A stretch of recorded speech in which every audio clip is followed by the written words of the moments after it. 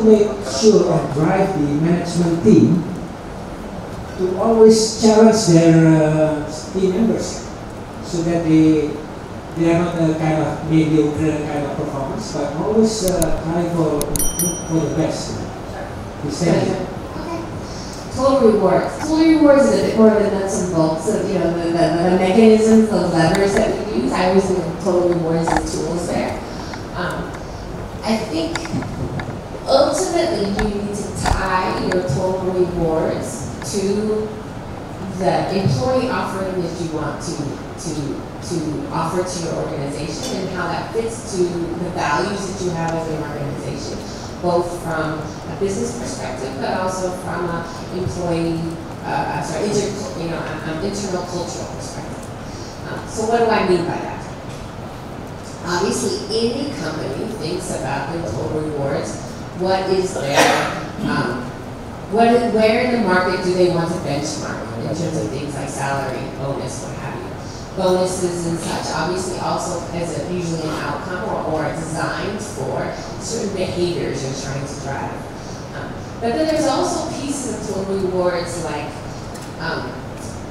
medical benefits or well-being benefits should be aligned to what is the kind of culture, what kind of organization you want to stand for. So total rewards is actually a very complex thing.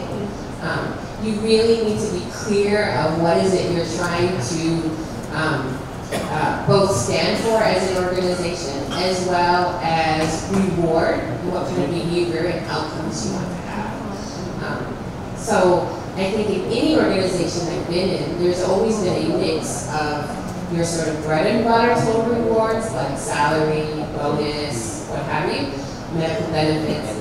But there's also been a mix, and there have been different mixes of other parts of total rewards, whether that is, for example, like our organization where we have stock or equity. Google also have equity. IKEA did not, because it was a privately owned company. But IKEA had other things, for example, employee discount, learning opportunities. Many organizations look at learning and give, for example, educational reimbursement.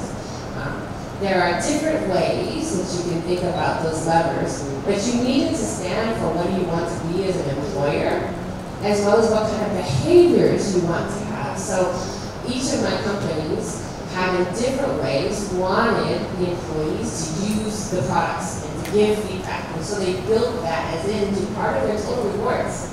They wanted to have a learning culture, and so some part of either development or learning or education was also built into their total rewards offering. So thinking about that, not just in terms of pure income, but also in terms of behavior and culture that you want to drive, has been part of the strategy every time. Your second question about how does, I assume you mean as an HR leader, how do I help support the leadership to be high performing? I mean, I think everyone in this room will relate to the fact that as an HR leader, you don't have direct control.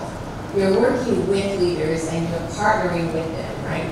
So the biggest part of our job, first and foremost, is to build that deep understanding of the business, understand what their challenges are, what we're trying to drive for, and be a close partner to, and being that both supporter but also challenger, that coach, as well as that facilitator in the room.